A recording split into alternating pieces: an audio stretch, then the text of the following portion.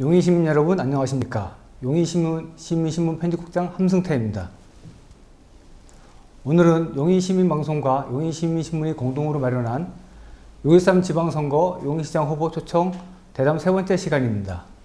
이번에는 기호 3번 바른미래당 김상국 후보 모셨습니다. 어서 오십시오. 네, 안녕하세요. 네. 많이 바쁘시죠? 네, 그렇습니다. 네. 공식 선거운동이 시작된 이후에도 홍보 차량은 물론 선거운동을 없이 혼자 다니고 계시는데 좀 이유가 있습니까? 네, 용인의 희망 기호 3번 파랑새 김상국 후보입니다. 많은 분들이 율동대원도 많고 LED TV도 가지고 계시고 그리고 화려한 이 출석식도 하시고 그렇게 했는데 저는 그렇게 하지 않은 이유가 있습니다. 왜냐하면 저희 당이 그렇게 큰 세리를 확보하고 있는 건 아니잖아요.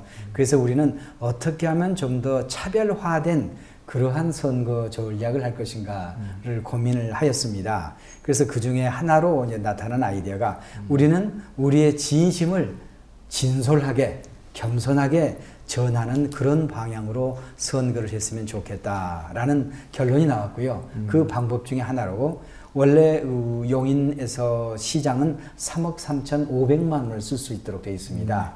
그래서 용인에 피 같은 세금을 조금이라도 전략 들이면서 우리의 진실을 전달드리기 위해서 그렇게 혼자는 아닙니다만은 작은 숫자입니다. 뭐 네네. 다른 데는 몇십 명 하지만 네네. 우리 한 5명, 6명 정도로 아주 단촐하게 이렇게 인사를 드리면서 다니고 있습니다. 네, 알겠습니다. 현수막이나 이렇게 홍보물을 보면은 통립급 용인시장 후보라고 네. 이렇게 쓰여 있습니다. 근데 의미가 이렇게 와닿지는 않는데요. 이렇게 무엇을 얘기하고자 하는지 좀 궁금합니다. 와닿지 않는다니 굉장히 서운합니다. 제가 이제 이번에 저희들이 내세우는 것은 인물론을 저는 내세우는 것이 저의 이번 선거 시장 선거의 저의 전략입니다. 즉 쉽게 얘기해서 제가 지난 30년 동안 3명의 대통령을 모시고 그 우리나라 국가 경제 정책을 제가 입안 수행했습니다. 또한 그 다음에는 제가 공정거래위원회 전문위원이고요. 국가과학기술위원회는 제가 위원장입니다. 이게 다 상당히 중요한 직급들입니다. 그래서 바로 인물로 볼 때는 김상국이가 총리급의 인물이다라는 것을 좀 더 좀 부각시키고 싶어서 제가 그렇게 했다. 이렇게 생각해 주시면 고마울 것 같습니다. 그렇습니까? 네. 알겠습니다. 이 경제학 교수라 그러신지 아무래도 경제 관련 경영학이 1, 2순위로 좀 정하셨더라고요, 보니까. 네네. 고급 일자리를 위한 대기업 유치, 그리고 체류형 관광지 개발을 위한 관광산업 발전을 내세우셨는데, 네. 재원 조달 방안을 보니 예산이 들어가지 않는다거나 외자 유치를 하겠다라고 좀 밝히셨어요. 어떻게 가능한지 좀 궁금합니다. 제가 이게 제 공보물입니다. 보통 시장은 12페이지를 하도록 되어 있습니다. 근데 저는 4페이지입니다. 그래서 제일 처음에 제가 뭐라고 큰 캐치프레이즈를 걸었냐면 정치라고 문제는 경제야 라고 그러겠습니다. 왜냐하면 우리 용인이 가지고 있는 여러 가지 문제들이 있지 않습니까? 그런데 그것을 파고들면 결국은 경제 문제로 귀착되는 것 같습니다. 그리고 제가 드리는 정책은 거의 대부분이 무슨 경전철 문제처럼 어떤 거대한 사업을 펼침으로 해서 거기에 큰 돈이 들어가는 경제 정책이 아니라 우리가 무엇을 개발하고 거기서 나오는 수익이 다시 투자점으로 해서 점점 커질 수가 있는 그러한 경제 정책입니다. 이를테면은 제가 하고 있는 것 중에서 가장 열심히 하고 있는 것이 뭐냐? 용인 사람들의 호주머니를 두둑하게 하는 경제 발전을 하겠다. 제가 이 말씀을 드리는 이유는 다른 게 아닙니다. 우리 용인에 많은 사람들이 얘기를 할 때 에버랜드가 있다. 그 다음에 민속촌이 있다. 그리고 골프장이 있다. 그래서 연 550만 명의 관광객들이 찾아온다. 이런 말씀 우리 많이 하고 있고 또 듣고 있잖아요. 그런데 경제하는 입장에서 냉철하게 한번 분석해 보자고요. 그 550만 명의 관광객들이 쓰시는 돈이 우리 용인 시민들의 호주머니를 두둑하게 하는 데는 관계가 있을까요? 없을까요? 제가 볼 때는 없을 것 같습니다. 아마 그날 저녁 때 곧바로 서울로 올라가죠. 그래서 제가 주장하는 것은 뭐냐면 그분들이 우리 용인에 머무를 수 있게 하자라는 것이 가장 저의 핵심 포인트입니다. 그래서 그분들이 머무르시면은 잠을 자야 할 거 아니에요. 식사를 하셔야 할 거 아니에요?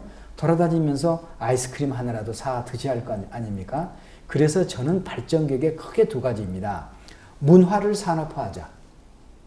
그러므로 해서 체류형 관광의 한 방법이 되겠죠. 그 다음에 둘째는 가장 중요한 것이 저는 기업의 유치입니다. 불행하게도 우리 용인이 이제 11개의 광역도시 중 하나가 되었잖아요. 그런데 통계적으로 보면은 우리 용인은 1인당 직장 수가 가장 적은 도시 1위가 바로 우리 용인입니다. 그러다 보니까 법인세를 우리가 거둘 수가 없지 않겠습니까? 그런데 우리는 경전철 등으로 갚아야 할 빚은 어때요? 굉장히 많죠. 그러다 보니까 우리 용인이라는 데가 토지세, 부동산 거래세가 거의 전국에서 최고에 해당됩니다. 그래서 저는 기업을 유치하고, 그렇죠? 우리가 산업, 관광산업 또는 문화를 산업화함으로 해서 돈을 벌자는 것이죠. 그러니까 큰 예산은 들 이유가 없죠. 그래서 제가 그러는 것이지 제가 하고 있는 산업 자체가 적은 것은 절대 아닙니다. 오히려 더 큰 산업이고 오히려 몇 조 단위로 커질 수 있는 산업이라고 생각합니다. 그것을 투자를 유치해서 좀 하겠다. 투자를 유치를 하고요.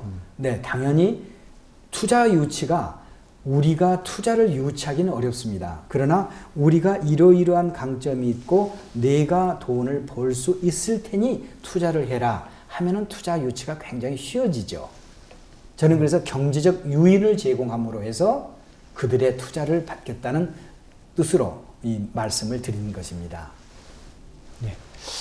저희가 이번에 지방선거 용인시장 후보 소통 대담을 앞두고 거리에서 네. 유권자를 만났습니다. 그러셨군요. 먼저 화면을 먼저 만나보시겠습니다. 안녕하십니까 후보님. 저는 언남동에서 15년째 살고 있는 이 공간을 사랑하는 주민입니다. 저희가 듣기로는 경찰대 이전 부지에 아파트, LH에서 아파트 주거공간으로 짓는다고 하는데 저희 여기 살고 있는 주민들의 의견은 이곳을 좀 더 복합적이고 문화적인 공간으로 탈바꿈시켜 주기를 원합니다. 후보님께서는 용인시장이 되신다면 이 공간을 어떻게 개발시키고 발전시키실 건지 그것이 좀 궁금합니다. 명쾌한 대답을 듣기를 원합니다. 예, 경찰대학교 부지를 어떤 공간으로 변화시키겠습니까? 라는 질문인데요. 명쾌한 답을 듣기 원하네요. 네, 명쾌하게 말씀해 주시죠. 네, 명쾌한 답을 드리겠습니다. 안타깝게도 LH공사에 그 땅이 팔렸습니다. 잘못된 정책이죠. 근데 그것도 잘못됐다고 할 수 없는 게 경찰대학 부지 자체가 우리 용인 시민의 것이 아닙니다. 용인 시의 것도 아니었고요. 그래서 LH공사에 그걸 팔렸습니다. 물론 전부 팔리지 않고 일부 그 경찰대학의 건물 일부는 아직도 우리 소유로 남아있고 그것을 복합 문화적 시설을 하려는 계획은 있다고 생각합니다. 그러나 대부분의 땅은 이미 경찰대학에 의해서 이미 LH공사에 팔렸습니다. LH공사는 당연히 거기에다가 아파트를 지으려고 하고 있고요. 그래서 제가 만약 시장이 된다면 이것은 시장의 문제로서 해결할 문제가 아니라 정부적 차원에서 해결을 해야 한다고 생각합니다. 저는 그간 30년 동안 이 정부에서 이런저런 일을 하면서 여러 가지 네트워크를 가지고 있는 편입니다.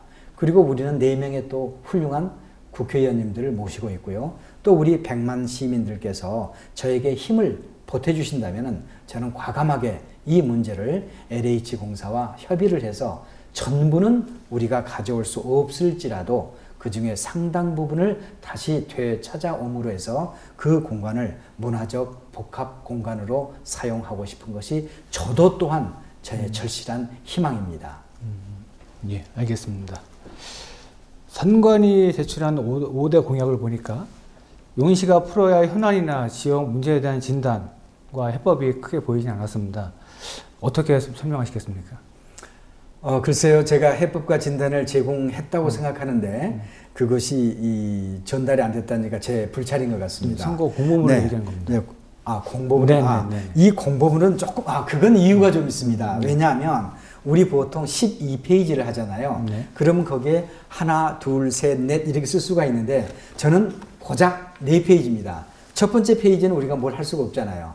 두 번째 페이지도 선관위에서 정해진 내용입니다. 저한테 주어진 것은 결국은 세 번째 페이지와 네 번째 페이지죠. 그래서 제가 5개의 공약을 이렇게 녹여서 만든 겁니다. 좀 하나하나를 좀 설명을 드려도 괜찮을지 모르겠습니다. 짧게 해주시죠. 네, 짧게. 예, 첫째는 뭐냐면은 조금 전에 말씀드린 것처럼 용인 시민들의 호주머니를 두둑하게 하는 경제 발전을 하겠다. 제1의 공약입니다. 그러기 위해서는 용인의 예산이 아니라 외부 투자와 국가 예산을 끌어오는 시장이 되겠다. 그런데 무작정 끌어오는 것이 아니라 우리 용인이 가지고 있는 전략적 위치, 교통이 편리하다, 인구가 많다, 땅이 넓다, 땅값이 비싸다, 그리고 모든 행정적 지원을 제가 시장이 된다면 제공할 수 있다라는 이런 말씀을 드림으로 해서 외부 투자를 끌어오겠다라는 말씀을 드리고 싶고요. 그 다음에는 세 번째로 저는 생활 밀착형 시장이 되고 싶습니다. 여기서 제가 구태여 생활 밀착형이라는 말을 쓴 이유는 다른 것이 아닙니다.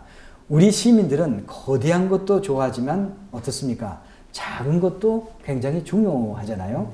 그 첫째가 뭐냐면은 제가 정부에 있을 때 65세 이상 그 노인 선배님들이 하시는 지하철 그 철회, 그 사실 지금은 공짜잖아요. 그것을 철회하려는 움직임이 있었습니다. 그래서 그것을 제가 적극 반대한 사람 중에 하나였습니다. 제가 반대해서 안 됐다는 것은 그렇게 말하면 조금 과장된 얘기겠고요. 저는 그걸 반대했고요.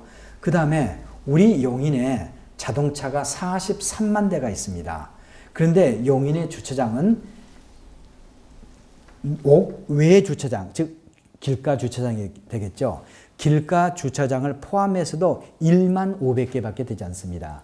즉 자동차와 주차장이 43대 1입니다. 이건 말이 안 되게 부족한 거죠. 그래서 저는 주차장을 하겠다든가 공교육을 강화하겠다. 직장 여성들을 위한 공공 및 사설 보육 시설을 확대하겠다. 바로 그러한 것들을 바로 제가 종합을 해서 우리 생활에 피가 되고 살이 되는, 즉 가려운 데를 바로바로 긁어주는 그런 시장이 되겠다라는 것이 저의 세 번째 공약이고요.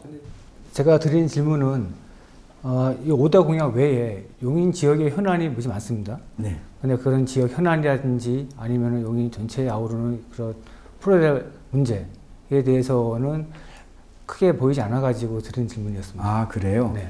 용인의 현안이라면은 몇 가지가 있죠. 제일 첫째 난개발 문제가 있고요. 그 다음에 둘째로는 우리가 알고 있는 경전철 문제가 아직도 상존하고 있고요. 그 다음에 세 번째는 무엇보다도 용인이 지금 배드타운이라는 참 아름답지 못한 이름을 갖고 있는 것 같아요. 그래서 자족형 도시, 확장하는 도시로 만들어야 한다는 것.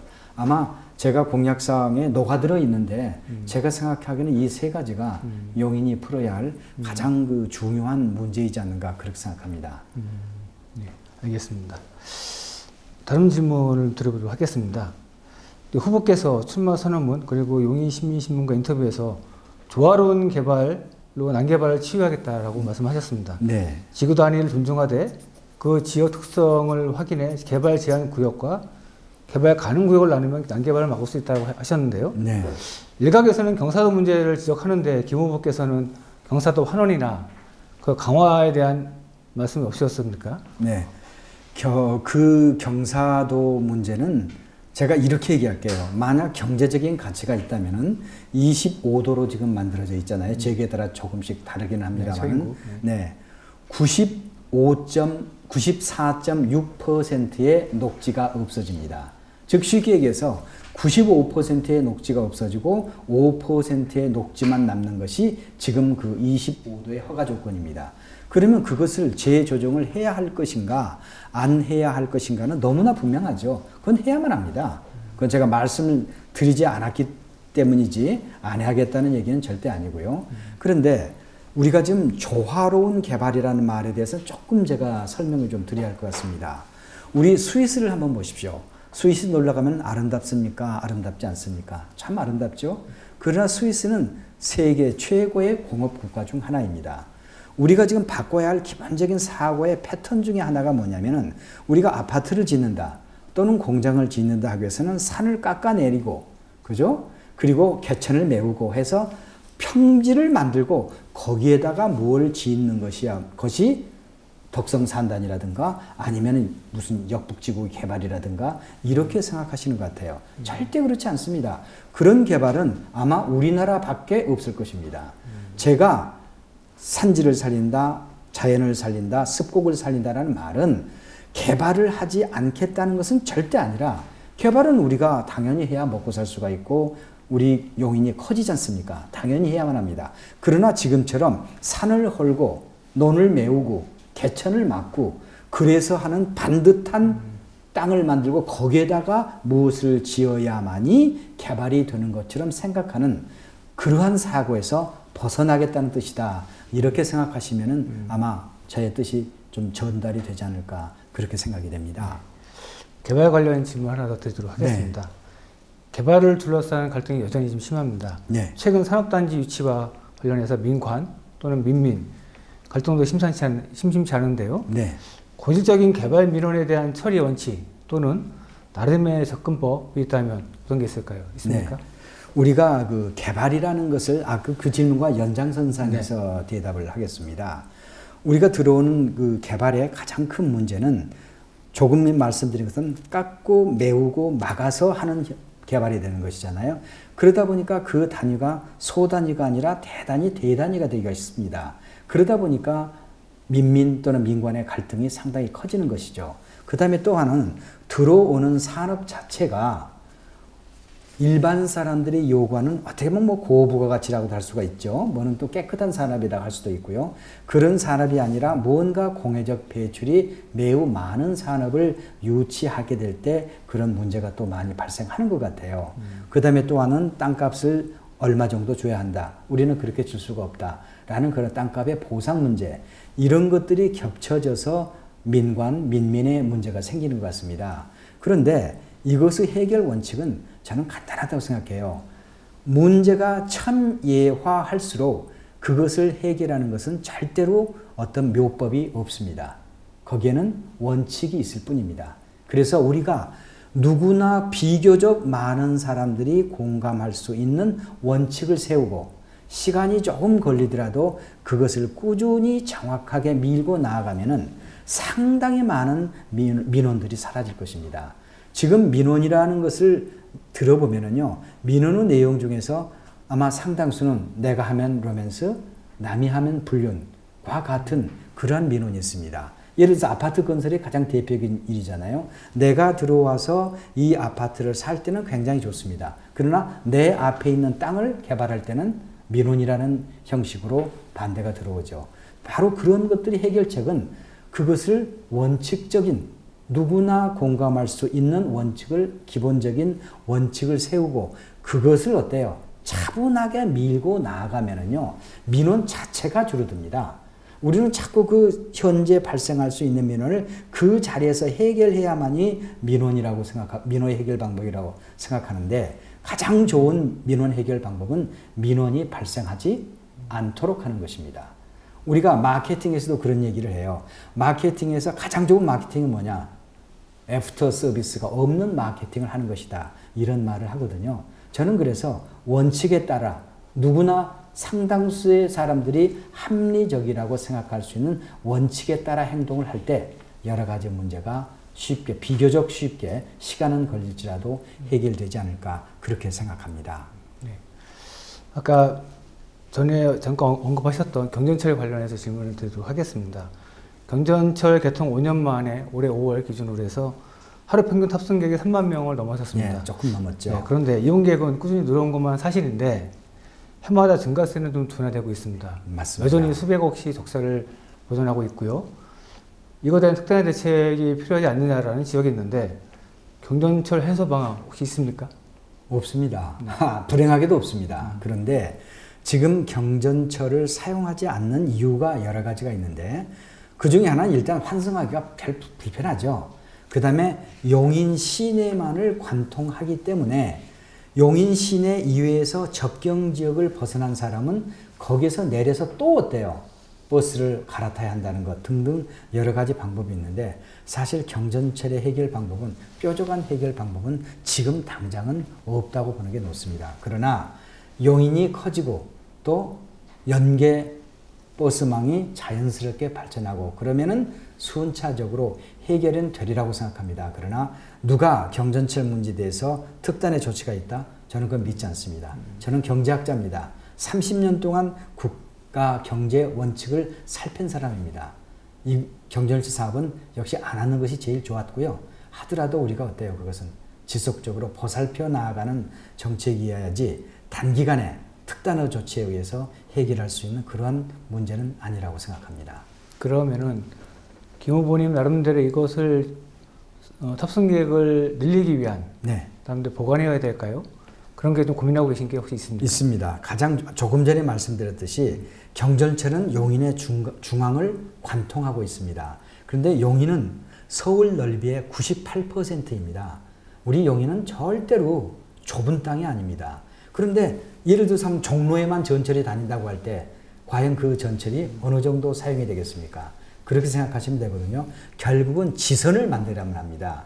그런데 경전철의 지선을 만든다는 얘기는 또 어떻습니까? 돈이 엄청나게 들죠.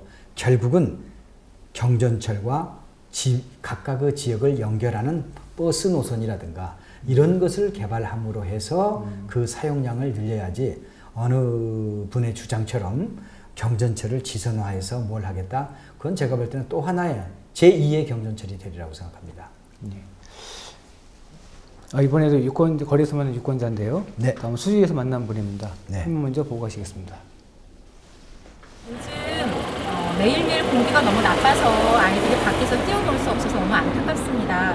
그런데 매일 또 학교에서 많은 시간을 보내는데 또 학교에 공기청정기가 설치되어 있지 않아서 학부모 입장으로서 그 설치를 매우 바라고 있는데요. 유치원이나 어린이집은 지금 지원이 되는 걸로 알고 있습니다.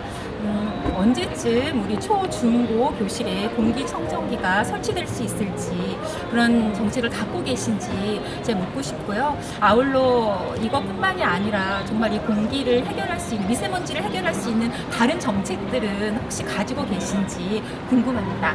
공기청정기 설치해주세요. 네. 두 가지 질문이네요. 초중고 공기청정기 설치 확대, 네. 또 한 가지는 미세먼지 대책을 네. 갖고 있느냐. 네. 두 가지인 것 같습니다. 네. 이것에 대해서는 명백한 답변이었습니다. 공기청정기를 우리 고등학교, 중학교에 설치하는데 2조 2천억의 예산에서 어렵겠습니까? 그건 어렵지 않습니다. 그런데 문제는 수없이 많은 아이들이 들고 나가는 교실에 공기청정기를 설치했다고 해서 공기가 청정해지겠습니까? 저는 아니라고 생각합니다. 근본적인 뭐냐면은 이 전 질문에 또 한 번 들어갑니다. 나무 하나는 20cm, 흉고가 20cm인 나무 하나는 자동차 한 대의 미세먼지와 CO2를 흡수합니다. 그런데 지금과 같은 무분별한 25도의 경사까지도 이 건물이나 공장을 짓게 하는 이런 정책이라면은 95%의 녹지가 없어집니다. 그러면은 공기청정기를 설치하는 것이야 언제든지 설치할 수 있습니다. 그건 제가 아니라 어느 시장이 되더라도 그 설치하는 것은 쉬운 일일 겁니다. 그러나 좀 더 근원적인 것은 공기청정기 자체도 에너지를 씁니다. 그렇죠? 그럼 그 에너지를 만들기 위해서 또 뭘 떼야 합니까? 기름을 떼야 되죠. 거기서 또 미세먼지가 발생합니다. 그래서 공기청정기 등을 설치하는 것은 단기적이고 부분적인 해결책도 되지 않을 뿐만 아니라 원천적인 해결은 더더욱 아닙니다. 원천적인 해결은 뭐냐? 우리가 살고 있는 용인의 녹지를 보존하고 여기에 더 많은 나무를 심고 더 쾌적한 도시를 만들려고 우리가 용인을 아름답게 가꾸는 것이 경전철의 문제도 포함이 될 뿐만 아니라 미세먼지도 포함될 뿐만 아니라 또한 동시에 용인의 땅값, 집값도 올라갈 수 있는 합리적인 종합적인 정책이라고 생각합니다. 공기청정기를 설치하는 것은 어려운 일이 전혀 아닙니다. 그건 금방이라도 해줄 수가 있죠. 네, 알겠습니다.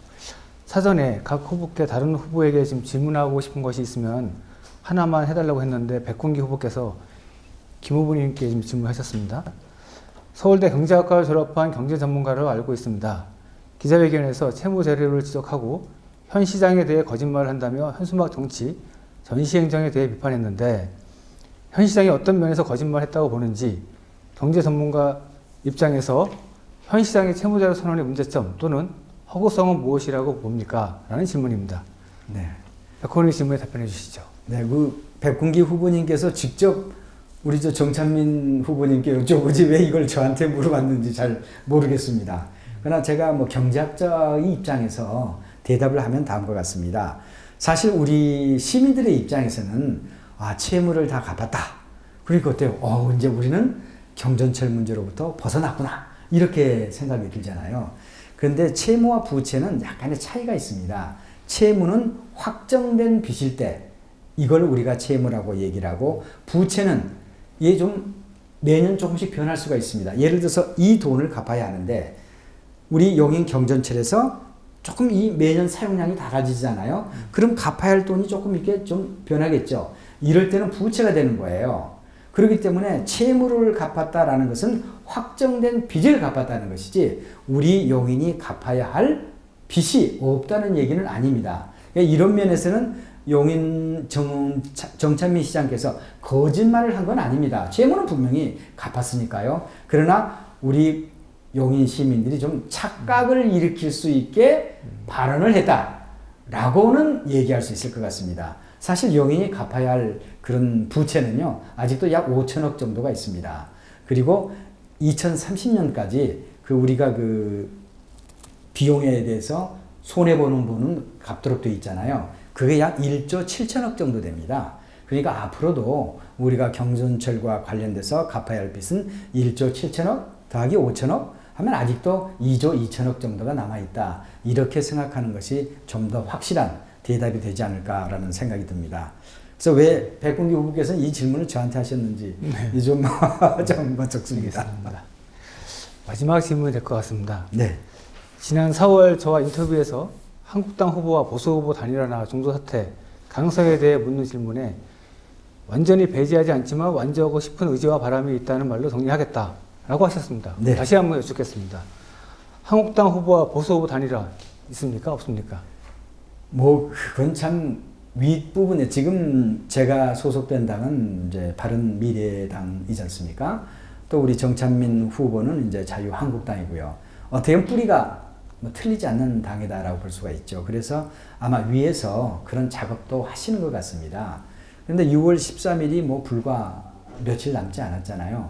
그렇기 때문에 단일화 한다는 것은 글쎄요, 제가 좀 꼭 답하기에 제 능력 밖의 문제이기 때문에 제 권한 밖이라고 표현하는 게 더 정확하겠네요. 제 권한 밖의 문제이기 때문에 제가 이런 자리에서 좀 이다 아니다 라고 말하기는 조금 어려운 문제가 아닌가 그렇게 생각이 됩니다. 후보가 결정할 문제가 아닙니까, 이거는? 글쎄요, 그건 좀 대답하기 좀 어려운 측면이 있는 것 같습니다. 여지가 있다라는 말씀으로 들립니다. 여지가 전혀 없는 건 아니죠. 그러나 여지가 있다고 해서 그렇게 된다라는 것하고는 또 다른 여지가 있지 않는가 하는 생각이 듭니다. 네, 알겠습니다.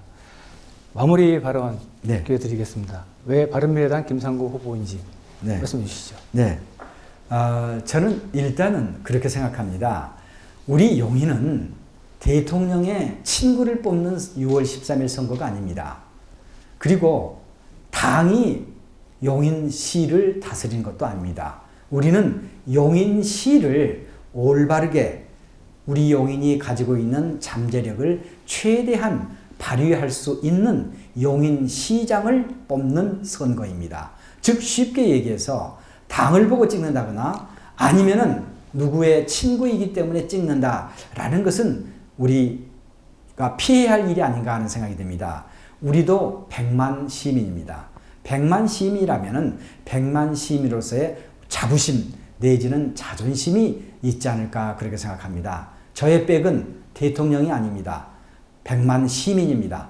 우리 시를 잘 다스릴 수 있고 나를 더 행복하게 만들 수 있는 시장을 선택하고자 하는 100만 시민이 저의 백이고 저의 친구이고 제가 모시고 싶은 어른들이십니다.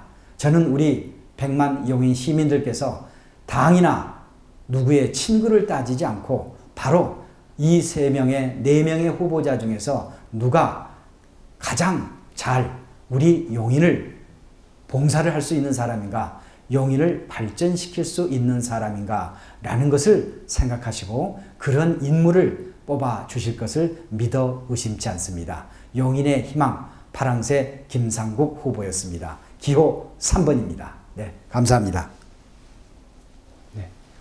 오늘 끝으로 용인시장 후보 초청 대담을 모두 마치겠습니다.